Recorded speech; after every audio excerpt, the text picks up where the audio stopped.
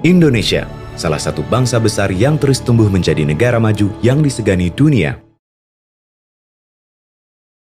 Disitulah Astra hadir dan berkembang bersama masyarakat. Sejak berdiri pada tahun 1957, Astra bertekad untuk senantiasa berusaha mencapai yang terbaik dalam menghasilkan karya-karya yang bermanfaat untuk bangsa Indonesia.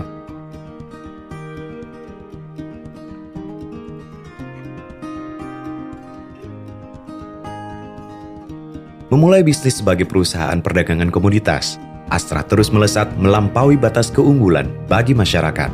Dengan langkah-langkah yang pasti dari waktu ke waktu, Astra berkembang hingga kini memiliki 7 lini bisnis yang telah tersebar di penjuru Nusantara. Lini bisnis tersebut meliputi bidang otomotif,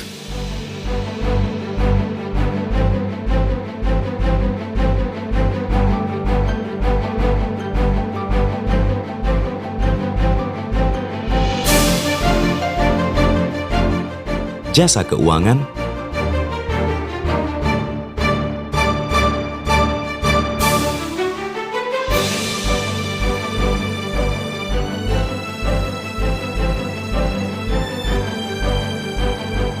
alat berat pertambangan, konstruksi, dan energi, agribisnis, infrastruktur, dan logistik.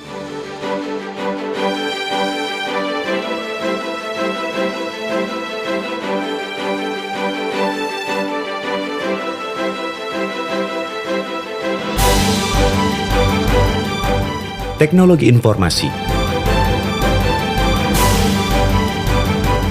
hingga properti.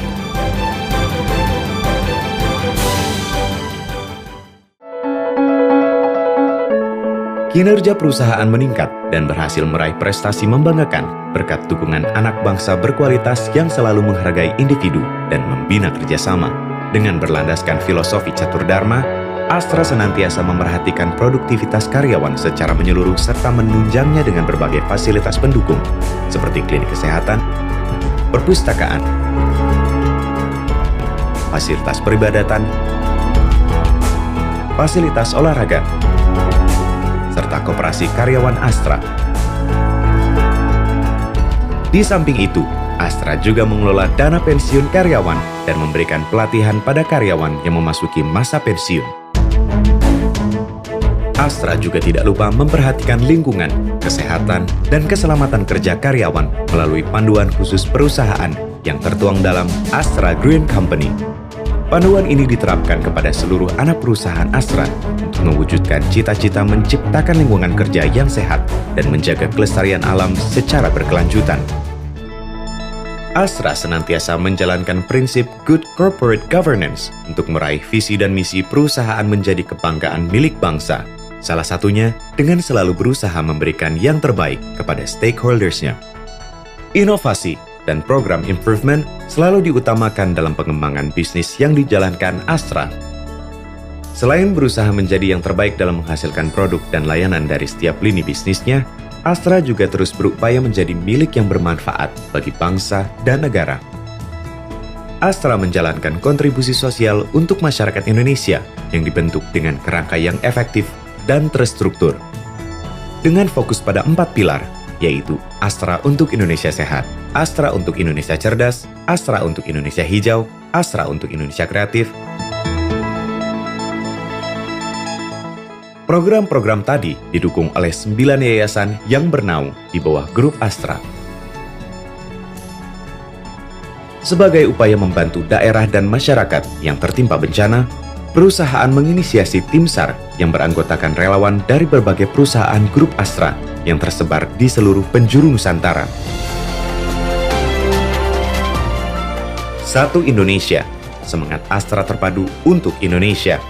Langkah nyata grup Astra untuk berperan aktif serta memberikan kontribusi meningkatkan kualitas masyarakat Indonesia melalui karsa, cipta, dan karya terpadu untuk memberikan nilai tambah bagi kemajuan bangsa Indonesia.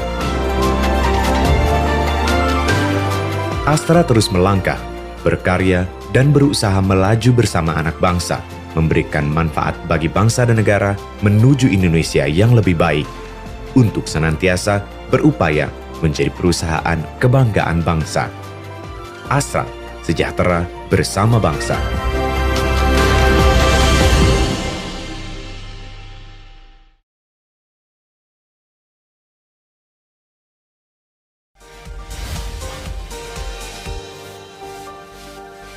Masih bersama dengan Pak Pri. Pak Pri, saat ini perdana loh Pak, saya berada di Menara Astra. Iya. Di Jalan Ahmad Tamrin ini. Mungkin kita sambil jalan santai. Sudirman. Jalan Sudirman. Baik, Jalan Sudirman. Kafling 5 dan 6. Pak Pri, kita lihat ini desainnya istimewa. Ada foto Om William juga di belakang. Ada statunya Om William. Ya, bisa mungkin diceritakan karena di samping kita juga mungkin kamera nanti bisa memberikan juga gambaran bagaimana ada patung-patung filosofi Catur Dharma Astra. Setelah puluhan tahun ada di tanah air, mungkin bisa Pak Pri memberi ilustrasi, deskripsi kepada penonton kami.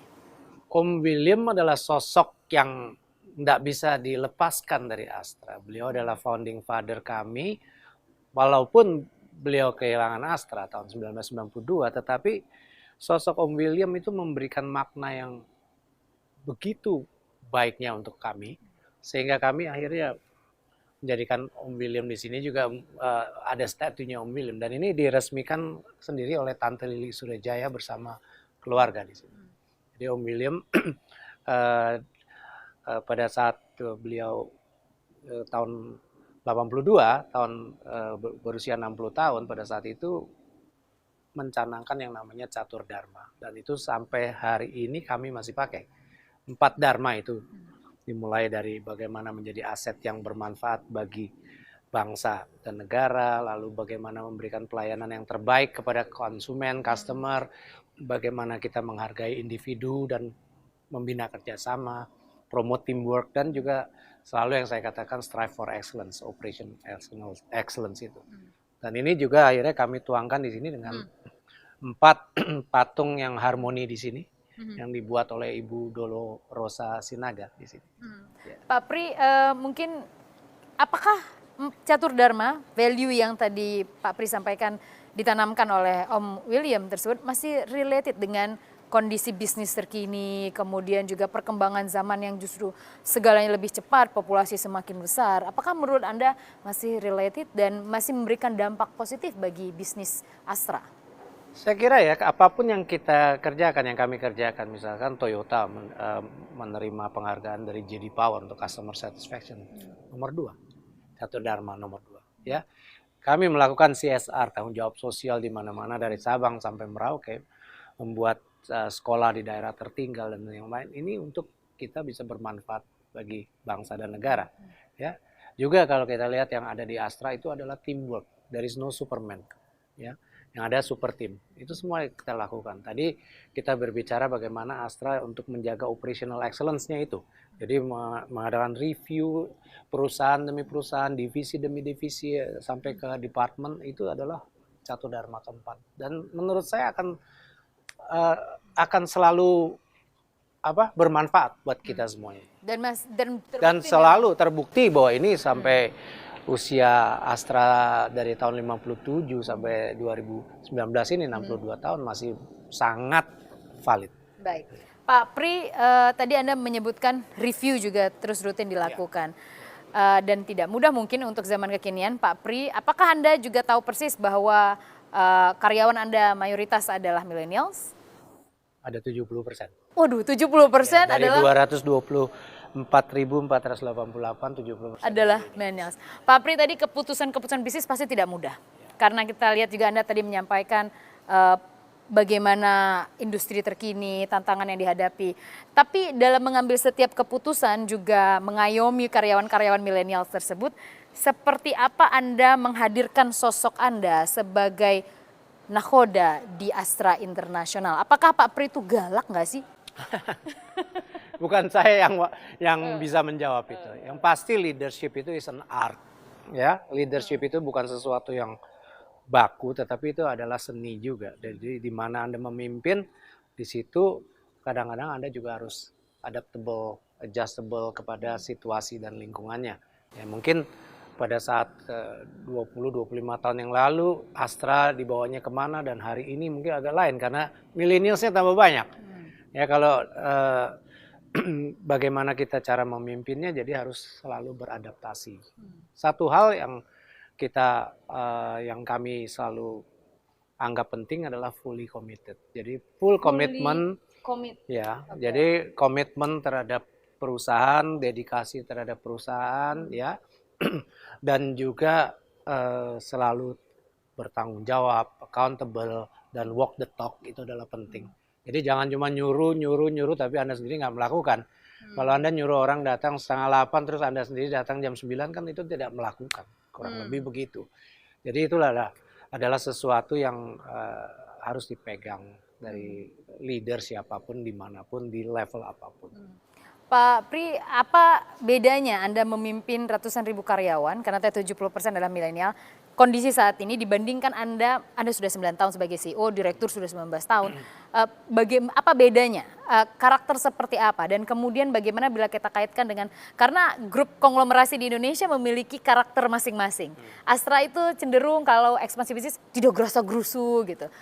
Tenang, smooth gitu. Bagaimana kombinasi itu Anda mengatur ritmenya, harmoninya sehingga tetap bisa meretreat anak-anak millennials, karyawan yang mayoritas ada di perusahaan Anda, kemudian juga menanamkan karakter value dari perusahaan Astra sendiri. Yang namanya nahkoda itu mesti tahu kapalnya mau dibawa kemana, ya kan?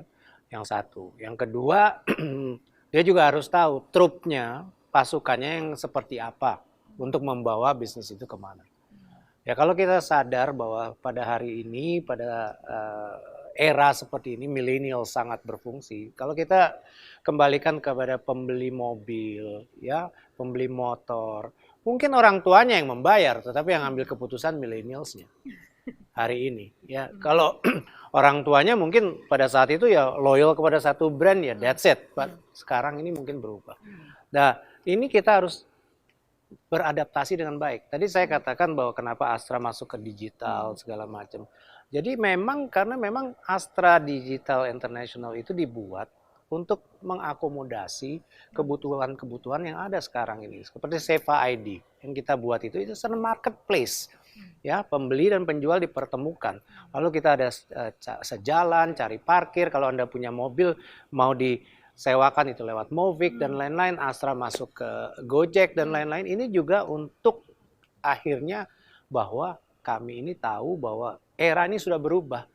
Real sector is one thing, tetapi ada bisnis-bisnis teknologi berbasis teknologi platform yang akhirnya mau tidak mau ya kita harus, ini adalah untuk menyambut era digital yang ada di Indonesia. Dan inilah yang menurut saya bedanya Astra hari ini dan mungkin 15-20 tahun yang lalu. Dulu kan Astra cuma real sector, financial services, that's it. Jadi baik, Pak Pri, kita lihat bagaimana saat ini banyak sekali anak muda, usia baru 20-an tahun, 25-26 menjadi CEO. Kemudian juga menjadi founder. Dan Anda punya pengalaman menjadi, kalau saya mengutip kata-kata Anda, sebagai nahkoda di perusahaan sebesar Astra International. Apakah cukup kita menjadi seorang CEO saja, kemudian kita menjadi founder? Bagaimana menjaga sustainability sebuah bisnis, termasuk juga manajemen para pekerjanya? Gitu. Salah satu kelebihan Astra kenapa bisa sampai hari ini 62 tahun sustainable adalah sumber dayanya. Dan ini menurut saya tips kalau Anda tanyakan, tips kepada anak-anak muda tadi. Yang menyaksikan kita saat ini, ya. Jadi harusnya memang ujung-ujungnya bagaimana mereka membentuk satu super tim yang baik dengan kehandalan masing-masing. Dan bisa mempekerjakan mereka-mereka yang memang piawai di bidangnya masing-masing. Ya, di Astra itu tadi saya katakan ada 224.488 karyawan. Dari antara itu ada sekitar 404 eksekutifnya, level direktur di anak-anak perusahaan. Nah, mereka itu untuk kami sebagai nahkodanya, jadi kami harus tahu mereka ini kekuatannya di mana, room for improvement-nya di mana untuk akhirnya di assign, di appoint di anak-anak perusahaan tadi. Dan mereka ini harus dirotasi setiap 4 tahun. Setiap 4 tahun sekali rutin dirotasi. 4 tahun sekali mesti dirotasi.